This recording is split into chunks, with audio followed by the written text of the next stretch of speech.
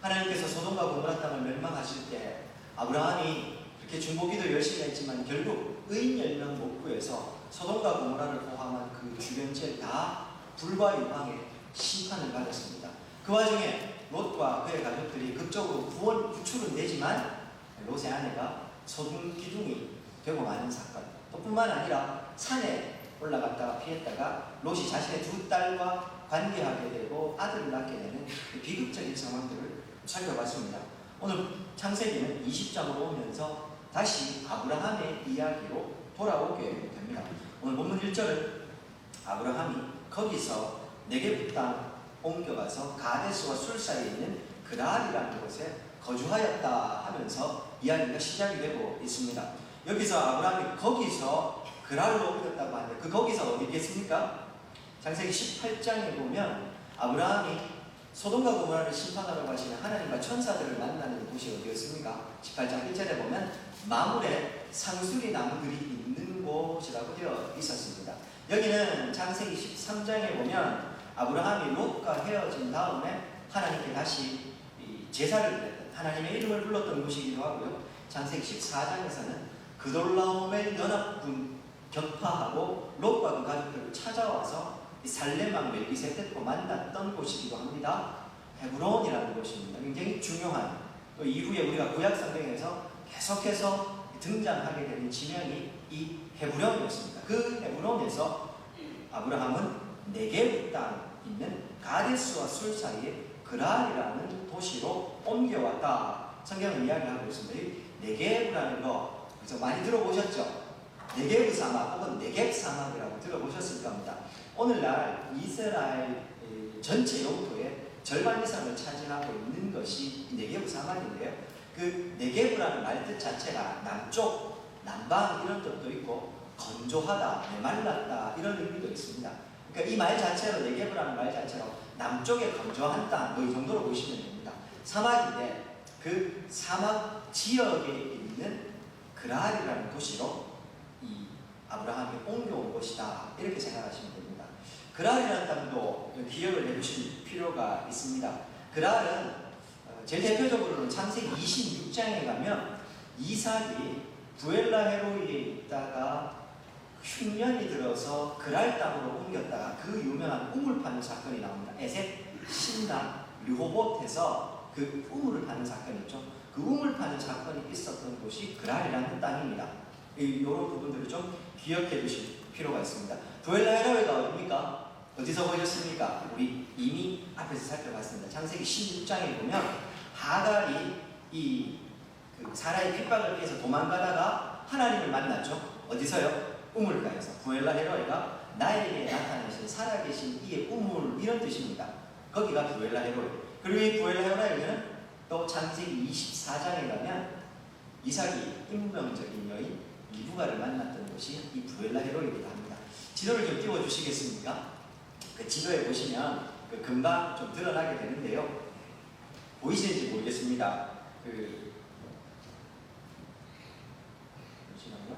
여러분들이 보시기에 여기가 헤브론입니다. 요 위쪽이 헤브론이고 내려오면 여기가 그랄이 됩니다. 여기가 부엘세바 좀 되고 여기가 부엘라 헤로이, 네겝 사막 이렇게 되어 있습니다. 그러니까 아브라함이 지금 여기서 남쪽으로 그랄 땅으로 내려온 겁니다. 다음 지도 좀 연결해 주십시오. 구분으로 보시면 그런데요. 여러분들이 보시기에 제일 아래쪽에 있는 요 노란색으로 되어 있는 거, 부엘세바가 있고 노란색으로 되어 있는 요 지역이 네게부 지역이라는 곳입니다. 메마르고 건조한 땅이다 이 말입니다. 다음 사진입니다. 요런 지역입니다. 오늘날 성지순례 가시면 다 이런 지역을 보시게 됩니다. 사막은 사막인데 완전히 우리가 아는 사하라 사막 같은 곳은 아니고요. 약 연간 200mm 이하의 비는 내리는 그러나 거의 건조한 지역이라고 보시면 됩니다. 다음 사진입니다. 여기는 그랄입니다. 그러니까 네게부라는 큰 사막 지역 중에서 이 그랄이라는 도시가 있는데 이 도시는 굉장히 특별한 도시입니다. 보셔서 아시는 것처럼 그 사진처럼 다 메말라 있는 사막 지역인데 여기만 이렇게 목초지가 있고 사람이 살기 좋은 땅. 아브라함 시대에도 이 그랄은 주요한 도시이기도 했고요. 오늘날도 마찬가지로 여기가 이 네게부 지역 전체의 교통과 문화와 상업의 중심지가 되는 도시이기도 합니다. 자, 오늘 본문에요. 아브라함이 그 헤브론에 있다가 그쪽에서 저 남쪽에 있는 그랄이라는 땅으로 지금 내려온 이야기를 하고 있습니다. 그리고 거기에서 오늘 사건이 펼쳐지고 있습니다. 그러면 오늘 본문을 좀 시작하기 전에요. 20장 전체를 좀 보기 전에 한 가지 질문을 해봐야 됩니다. 아브라함이 왜 갑자기 그랄로 갔을까? 저는 아마 이 본문을 들으시면서 설교를 이런저런 이야기로 들으셨을 수 있는데요. 여러 가지로 많이 들 수 있지만 아브라함이 궁극적으로 직업이 뭡니까? 유목민 아닙니까? 양치는 사람 아닙니까? 유목민들은 원래 여기저기 좋은 목초지를 따라서 옮기는 사람들입니다. 이 유목민들의 종류가 좀 다른데요. 그 유목민들 중에서도 짧은 지역을 왔다 갔다 하는 사람들이 있고요. 멀리까지 왔다 갔다 하는 사람들이 있습니다. 그래서 그 오늘날 저 몽골이나 티베트 같은 데 가도요. 그 사람들이 가는 겨울집, 여름집 따로따로 있습니다. 그러니까 옮겨가는 거점들마다 그들이 머무는 곳이 또 다르게 있고 베이스 캠프 같은 것도 있고 그런데요. 많이 움직이는 유목민들은 약 150km까지 1년에 옮겨 다닌다고 합니다. 그러니 아브라함이 지금 헤브론에서 그랄까지 내려가는 것, 유목민이니까 당연히 그렇게 내려갈 수 있다. 그렇게 보시면 됩니다. 그리고 또 하나, 오늘 우리가 앞에서 살펴봤던 창세기의 내용을 쭉 생각을 해보면 창세기 13장 14절과 15절입니다. 뭐 하나님께서 아브라함에게 땅에 대한 약속을 계속해서 주시죠. 그 중에 대표적인 롯이 아브라함을 떠난 후에 여호와께서 아브라함에게 말씀하시는데 너 눈을 들어서 너 있는 곳에 북쪽, 남쪽, 동쪽, 서쪽을 바라봐라. 보이는 땅을 너와 네 자손에게 주겠다. 하나님이 땅에 대한 약속을 하나 주셨죠. 또 하나 창세기 18장의 13절과 14절에 보면 자녀에 대한 약속도 하나님이 주십니다. 여호와께서 아브라함에게 이르시되 사라가 왜 웃으며 이르기를 네가 늙었거늘 어떻게 아들을 낳으려 하느냐? 여호와께 능치 못한 일이 있겠느냐? 기한이 이를 때에 내가 너에게로 돌아오니 사라에게 아들이 있을 거다. 하나님 그렇게 이야기하십니다. 땅과 자녀에 대한 약속을 주셨습니다. 사실은요, 하란을 떠날 때부터 하나님이 아브라함에게 주셨던 약속을 크게 두 가지로 나누어 보면 땅과 자녀에 대한 약속이었습니다. 그걸 이제 오늘 성경에서 찾아본 것이었습니다. 이 말씀을 왜 드리냐 하면 하나님이 야 네가 지금 눈 들어서 남쪽과 뭐 동서남북 다 쳐다봐라. 저기 다 줄게. 하나님 말씀하셨잖아요. 유목민인 아브라함의 입장에서는 당연히 옮겨 다녀야 되는데 남쪽으로 내려가더라 하더라도 그 남쪽도 하나님이 내게 주신 땅이 궁금하지 않겠습니까? 뿐만 아니라 자녀를 주시겠다고 하지 않습니까? 내가 살 땅이기도 하지만 내 자녀가 살 땅이기도 하니까 거기 가서 한번 보고 싶은 겁니다. 자녀를 위해서요, 자녀가 살지 혹은 자녀가 뭐 아니면 너네 여기 나중에 뭐 해라 하면서 땅을 사놓으실 때 그냥 사놓으십니까? 아니죠. 한번 가서 보고 어떤지를 다 확인하시지 않습니까? 뭐 여러 가지로 가능성이 있지만 아브라함은 유목민이었기도 했지만 하나님의 약속 때문에 궁금했던 것 같습니다. 저 남쪽으로 내려가면 무엇이 있을까? 더 중요한 건요, 아브라함은 창세기 12장에서 아마 이미 저 하란을 거쳐가지고 내려온 다음에 애굽 남쪽 중에서도요, 오늘 우리가 봤던 저 남쪽 그 네게부 사막을 지나면 그 아래쪽에 애굽 땅이 있거든요. 거기까지 내려오기도 했었습니다. 어쨌든 그렇게 둘러보고 있는 겁니다. 그랄로 내려가는 것 자체는 아무 문제가 없었다고 할 수 있습니다. 문제는 그랄 땅에 가서 문제가 생깁니다. 3절부터 문제가 생기죠. 보십시오. 그 2절에 보시면 어떻게 됩니까? 아브라함이 자신의 아내를 사라를 누이라고 이야기를 합니다. 뭐 누이라고 하니까 당연히 그랄에 있었던 왕 아비멜렉이 이 사라를 자신의 아내로 취하는 사건이 오늘 본문에 펼쳐지게 됩니다. 이 아비멜렉은요, 이 블레셋 족속이 왕을 지칭할 때 일반적으로 지칭하는 게 아비멜렉이었습니다. 애굽의 왕 이름이 뭐였습니까? 바로 파라오라고 하죠. 세겜 왕은 하몬이라고 불립니다. 이 왕을 지칭하는 고유명사입니다. 이 아비멜렉이라고 등장하는 사람은 즉 그랄 땅을 중심으로 하는 이 블레셋 지역의 왕이었다는 말입니다. 궁극적으로 창세기 시대에는 왕의 영토 안에 들어와 있는 사람이나 재물을 다 왕의 소유였습니다. 그러면 하지만 우리나라도 조선시대까지만 해도 다 지인의 백성이요, 지인의 땅이었습니다. 왕의 땅이고 왕의 백성이었다는 것이죠. 그래서 우리나라도 그 왕이 마음껏 먹으면 누구든지 다 저첩으로 드릴 수가 있었습니다. 마찬가지라는 겁니다. 이 오늘 그랄 땅에 있었던 아비멜렉은 그랄 지역의 왕이었고, 아브라함이 자신의 아내 사라를 누이라고 이야기하는 누인이 아내로 취하고 있는 겁니다. 이것도 큰 문제는 없어 보인다. 왜냐하면 하나님께서 이 아비멜렉에게 나타나셔서 그를 혼내시려고 할 때 4절과 5절에 보면 아비멜렉이 하는 이야기를 한번 들어보십시오. 하나님, 여인은 내가 가까이 하지도 않았고 난 의롭습니다. 난 잘못한 게 없습니다. 5절에 보십시오. 뭐라고 합니까? 그가 나한테 누이라고 속였습니다. 그리고 이 사라도 오랍이라고 이야기했습니다. 나는 온전한 마음과 깨끗한 손으로 이렇게 했습니다. 불의한 방법으로 한 게 아니고 당시의 왕이면 누구나 할 수 있었던 것처럼 그를 내 아내로 맞이하기 위해서 정당한 방법으로 했다는 것이죠. 나는 잘못한 게 없다. 그렇게 이야기를 하고 있습니다. 즉 아브라함이 그랄을 옮겨간 것도 문제는 없습니다.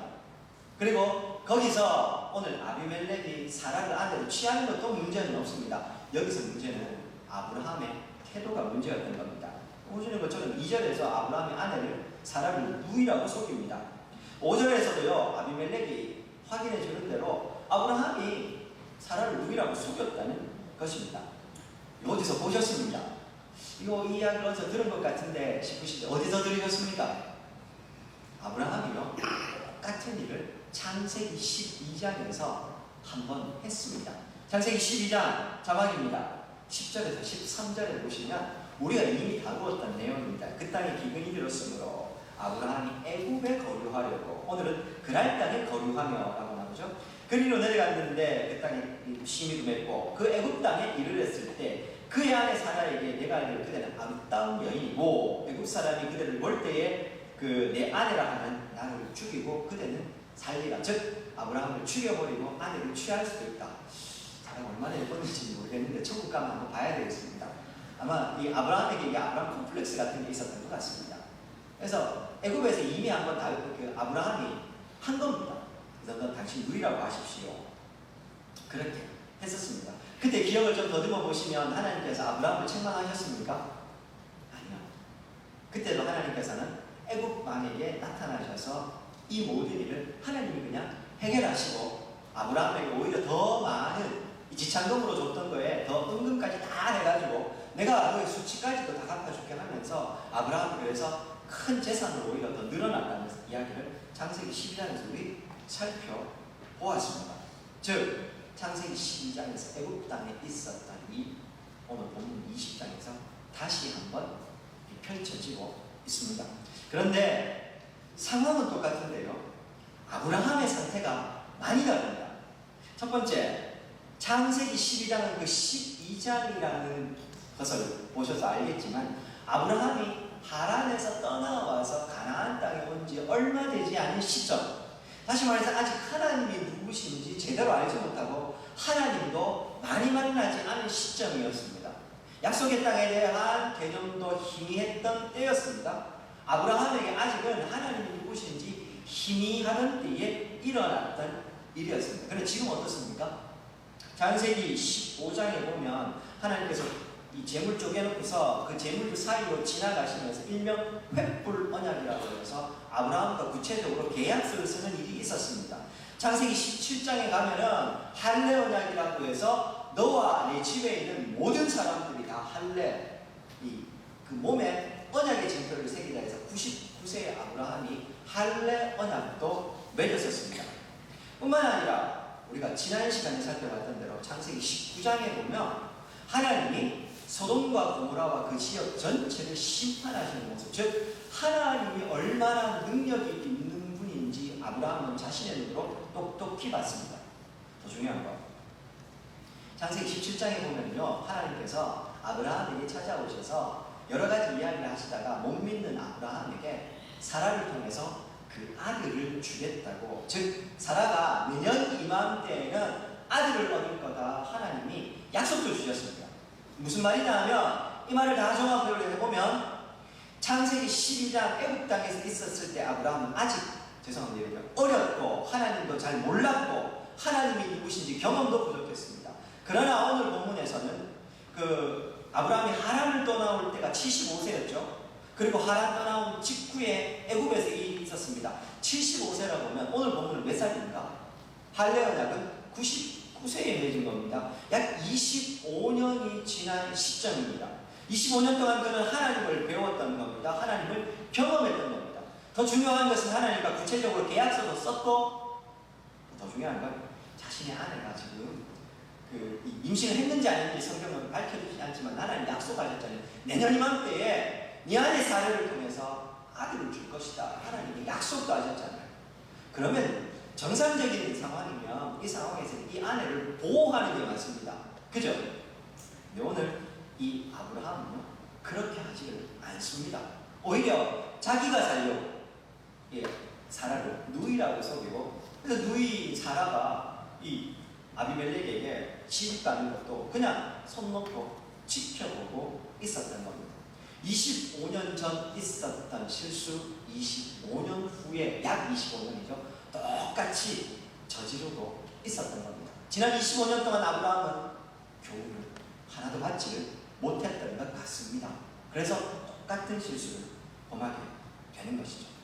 오늘 이 아브라함의 모습을 보면서요, 저는 문득 이게 우리가 아브라함을 손가락질을 하지만 내가 그렇게 아브라함을 비난할 만한 사람인가 그런 생각을 할 때가 많습니다. 아브라함의 지금 같은 상황은요, 장소와 인물만 주인공만 바뀌었지 일어나는 시험은 똑같지 않습니까? 오늘 우리도 똑같은 것 같아요. 우리 인생에서 당하는 시험거리들 곰곰이 생각해보면 상황과 양상만 바뀌었을 뿐 그 안에 있는 본질은 별로 달라진 게 없는 것 같습니다. 교회에서도 목사님 저 시험 배웠어요 라고 하면요, 10중 8구는 뭐냐 하면 누군가가 자기에게 하면 안 되는 이야기, 자기는 모르는데 그냥 들었던 이야기는 마음에, 그 말 때문에 마음에 상처 있는 이야기입니다. 한번 곰곰이 생각해보죠. 대부분 그렇습니다. 우리가 주의 나라와 의를 구하다가 마음이 상해서 시험 드는 경우는 없습니다. 부부싸움도 마찬가지 아닙니까? 뭐 큰 나라와 민족을 위해서 싸우다가 그러다가 부부싸움 합니까? 아니죠. 제 아는 그 친구 목사님은요, 소풍 가기 위해서 그 김밥을 샀는데요, 김밥 두께 때문에 싸우다가 그날 소풍도 못 갔답니다. 그런 김밥 두께 때문에 칼국수 뭐 이런 것 때문에 싸우는 거, 그게 우리의 삶입니다. 똑같은 포인트에서 싸웁니다. 교회 안에서 시험 들었다고 하는 그 시험의 이야기 대부분 들어보면 누군가 내게 마음 상하는 이야기 했다는 겁니다. 누군가 나를 그렇게 봤다는 겁니다. 하여튼 제가 말이 나와서 드리는 말씀입니다만, 하여튼 우리 군의 장로교회는 하여튼 직분자들부터 시작해서요, 하여튼 이 말에 관한 하여튼 이 교회는 참 희한하다, 이 교회는 말이 없는 교회다. 하여튼 그 직분자들은 하여튼 교회 오시면 그냥 침묵하셨으면 좋겠어요. 얼마나 많은 분들이 똑같은 이 말로 서로 상처를 주고 상처를 입는지 몰라요. 중요한 건 말하는 사람들은 몰라요. 말 듣는 사람만 상처를 입는 겁니다. 상처 받은 사람은 많은데 상처 준 사람은 하나도 없다고 늘 말씀드리지 않습니다. 하여튼 말하지 마세요. 그냥 차라리 그냥 말만 하면 그냥 하나님께서 어제 이런 말씀을 주셨고 뭐 이런 얘기만 좀 하시고 좀 돌아보세요. 사랑하는 여러분, 우리가요 마음의 시험이 드는 포인트는 조금만 더 크게 좀 범위를 넓혀볼까요? 그 이야기의 핵심으로 들어가면 죄송합니다. 돈이냐 명예가 있어요. 목사님 아니라고요? 돈, 명예라는 말 안에 항상 있는 게 욕심이라는 게 있습니다. 요거 딱 빼고 나면 우리가 이 땅을 살아가는 동안에 시험들이 별로 없습니다. 거의 없다고 할 수 있습니다. 이거 제가 아직 인생을 덜 살아서 그런지 모르겠지만 최소한 지금까지 수많은 성도들 만나서 신앙상담하면서 생각을 해보면 그 모든 시험거리들의 핵심에는 돈, 명예, 그리고 플러스 욕심 이런 게 없습니다. 우리는 죽을 때까지 이 물질이라는 영역에서 벗어날 수가 없습니다. 그렇지 않습니까?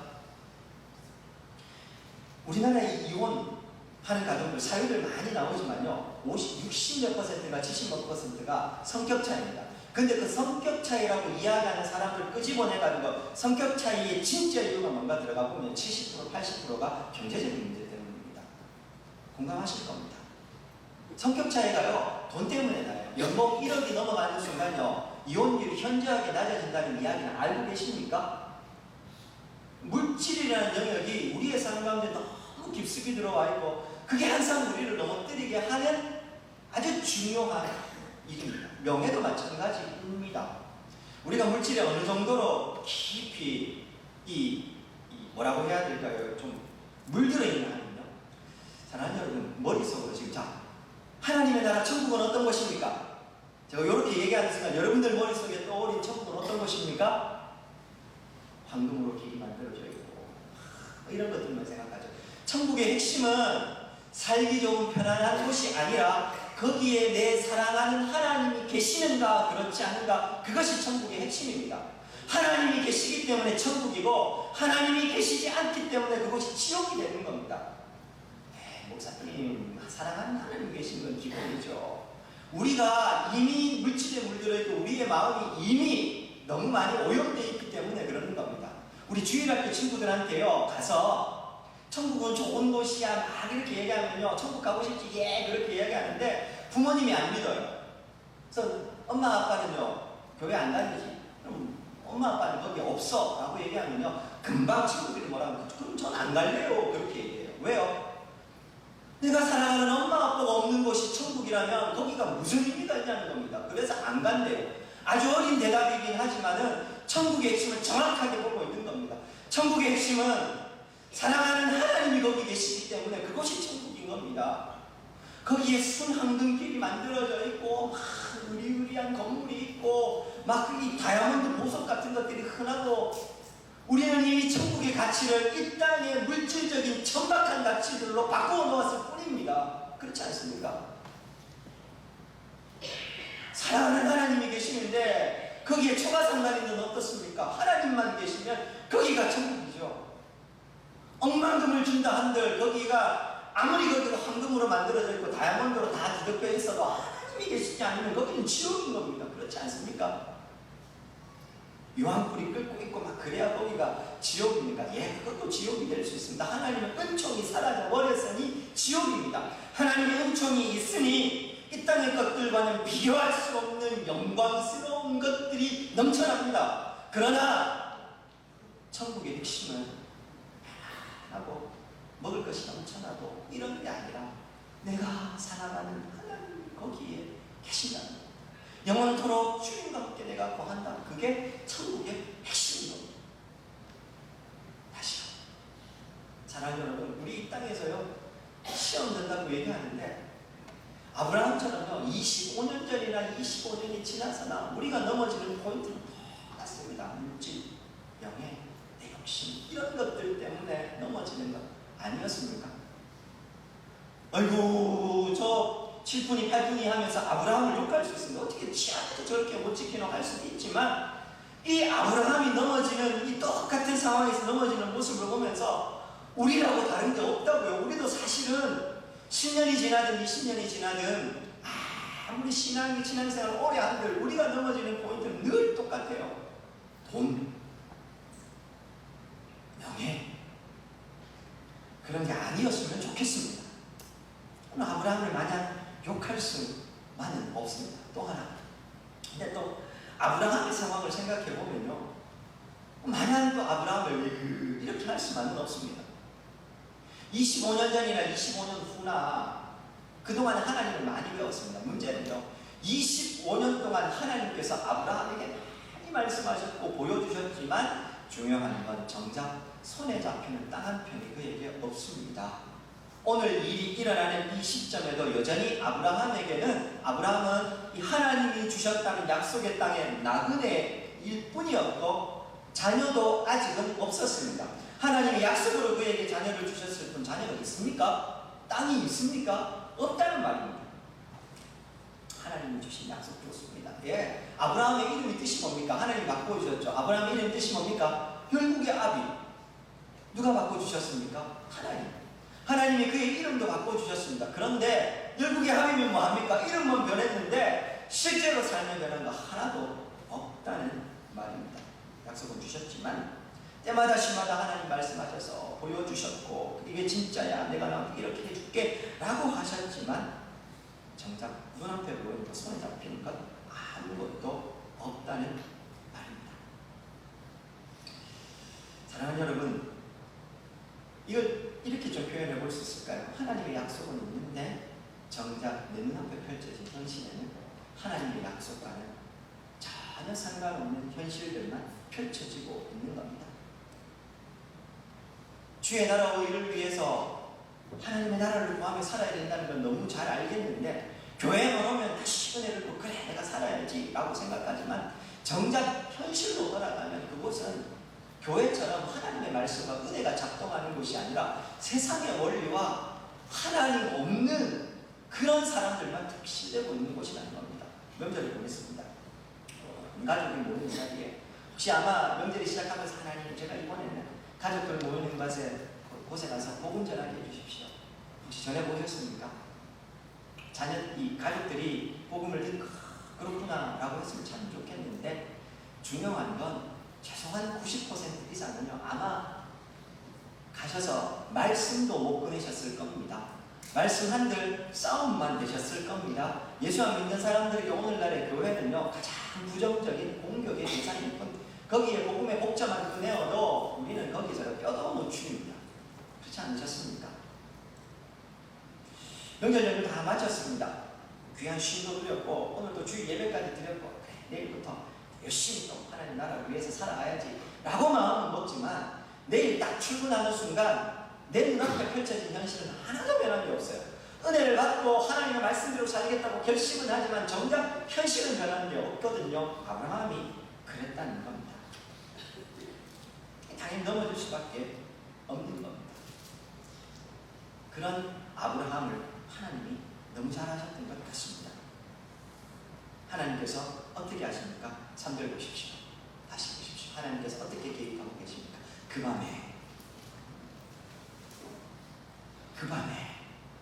아브라함이 하나님 앞에 실수해서 하나님 앞에 올바르지 않은 선택을 해서 자신의 아내 사라가 이 멀쩡하게 눕두고 다른 이 남편 그 아내로 시집갈 이 위기에 처한 이 상황 그것이 펼쳐졌던 그 밤에 하나님께서 찾아오셔서 일하고 계십니다. 5절에서도 하나님이 역사하시자 이 아비멜렉이 깜짝 놀라가지고 나 잘못한 거 없어요. 6절 7절 보십시오. 하나님께서 뭐라고 이야기를 하십니까? 그래 내가 네 잘못 없는 거 잘 알고 있다. 네 잘못 없는 거 내가 알고 있기 때문에 내가 이렇게 나타난다. 그리고 아브라함은 뭐라고요? 선지자니까 그가 나한테 기도하면 될 거다 라고 하나님께서 아브라함을 보는 앞에서 높여주고 계십니다. 이 문제를 해결하고 계시는 겁니다. 그날 밤에 즉시로 하나님께서 찾아오셔서 이 문제를 수습해 버리시는 거예요. 사랑하는 여러분, 아브라함의 이 문제가요 그 하나님의 은혜로 너무 쉽게 해결이 됩니다. 근데 오늘 이 말씀에서도 보지만 우리 창세기를 시작한 이후에요 아브라함의 인생에 이런 패턴이 계속해서 일어납니다. 그렇지 않습니까? 그 이전에도 아브라함이 무슨 문제로 넘어졌을 때도 뭐 애국 땅에서도 그랬고 오늘 여기도 그랬습니다. 그 중간에 있었던 수많은 인생의 여정 가운데 아브라함이 잘못하고 위기 상황을 느낄 때마다 하나님은 찾아오셔서 역사하시고 아브라함에게 이 문제를 네가 한번 해결해봐 하셨습니까? 아니요. 하나님이 해결해 버리십니다. 어떻게 좀 이 말씀을 좀 해결해야 될까? 좀 여기서 우리가 무슨 교훈을 얻어야 될까? 고민을 하다가요. 이런 생각이 들었습니다. 이것이 인생이다. 그리고 이것이 하나님의 은혜다. 우리 인생이라는 게 뭐 별다를 게 있습니까? 늘 똑같지 않습니까?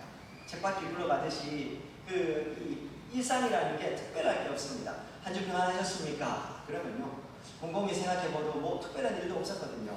특별한 일 없이 잘 지냈습니다. 일주일, 한 달, 1년, 5년, 10년 그렇게 살아가는 겁니다. 중간중간에 크고 작은 일이 있지만 뭐 그렇게 대수롭지 않은 것 같습니다. 우리의 일상이 늘 그렇습니다. 아브라함의 일생이 그랬습니다. 하나님께서 그를 부르신 이후로 여러 크고 작은 사건들이 있었지만 항상 개입하시는 하나님은 똑같았고 그 속에서 그의 삶도 그냥 그렇게 흘러가는 것 같았습니다. 우리의 일상은 늘 아브라함처럼 똑같은 일이 반복되고 그 일상이 늘 연속적으로 일어나고 있습니다.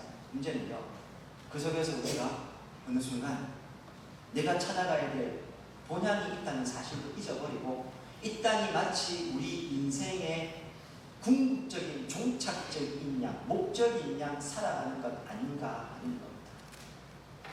오늘 본문의 아브라함의 인생에게 일어나는 이런 일들이 일어났고 아브라함도 넘어지는 영역에서 똑같이 넘어지는 겁니다. 그래서 오늘도 변함없이 우리의 주인공 아브라함은 불신앙적인 선택을 합니다. 우리도 마찬가지입니다. 그래, 물질 너무 소망하지 말고 일단 그냥 좀 없어도 살아야지 라고 생각하지만 여전히 나를 넘어뜨리는 건 물질입니다. 일상에서 반복되는 일 가운데 또 거기서 넘어집니다. 그것이 우리의 인생입니다. 그리고요, 그런 우리를 하나님께서요 또 찾아오셔서 또 하나님께서는 역사해 주셔서 아브라함처럼 구원해 주십니다. 그것이 또 하나님의 은혜입니다.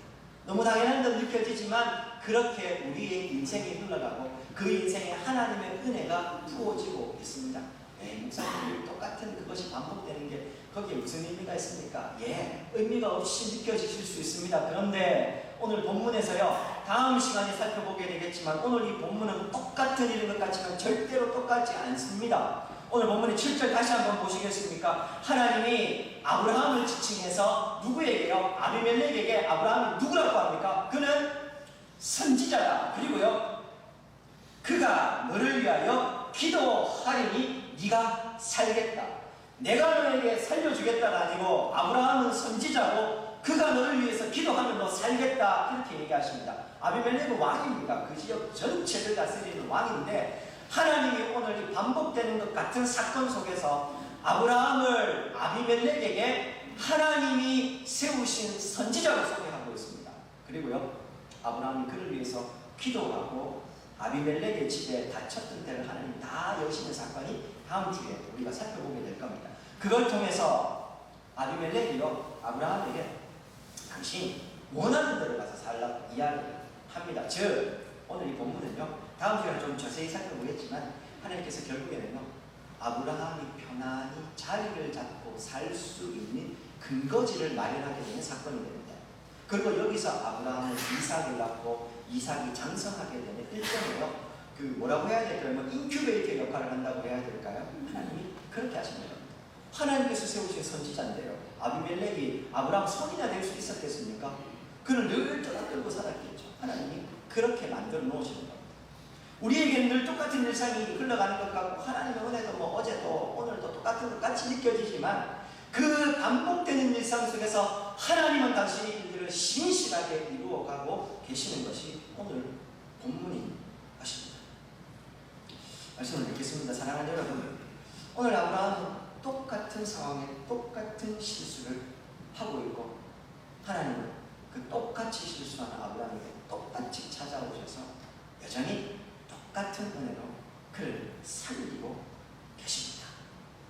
이 하나님의 은혜를 우리가 좀 기억했으면 합니다.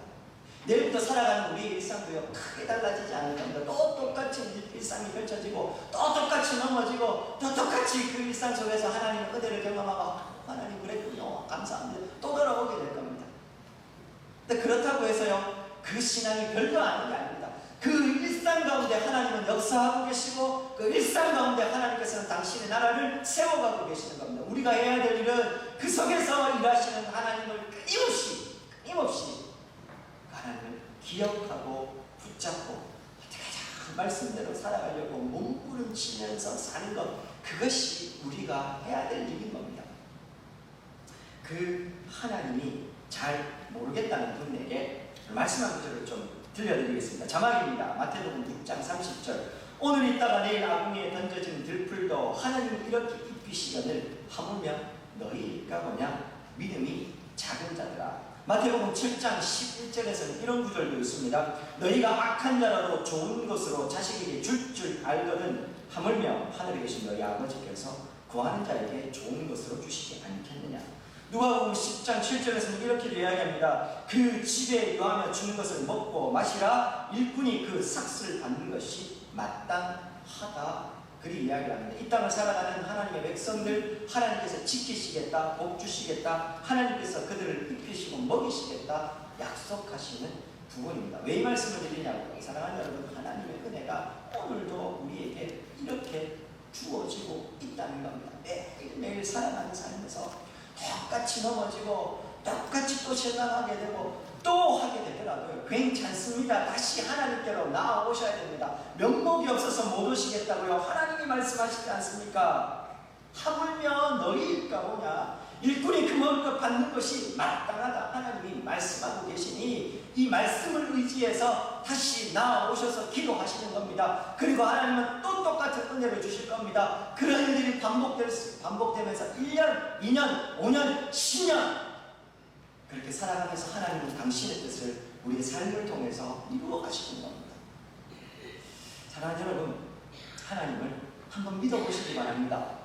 자녀들이요, 이번에 명절에 가니까 우리 조카들도 그렇던데 휴대폰 사용하는 것 때문에요, 뭐 부모님과 신랑을 많이 하는데요, 부모님들이 꼼짝 못하는 이야기가 있습니다. 이렇게 하면 이렇게 해주기로 약속했잖아요. 그러면요, 부모님들이 말을 못해요.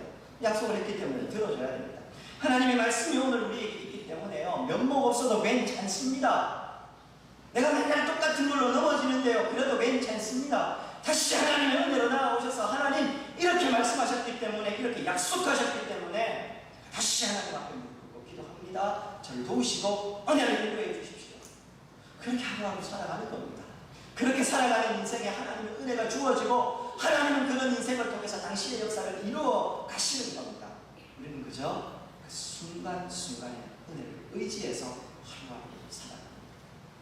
내일부터 다시 살아갈 길은 일상을 다시 똑같이 넘어지시게 되더라도 실망하지 마시고 이 믿음의 여정을 끝까지 걸어가시는 저와 우리 성도님 되시기를 주의 이름으로 축원드립니다.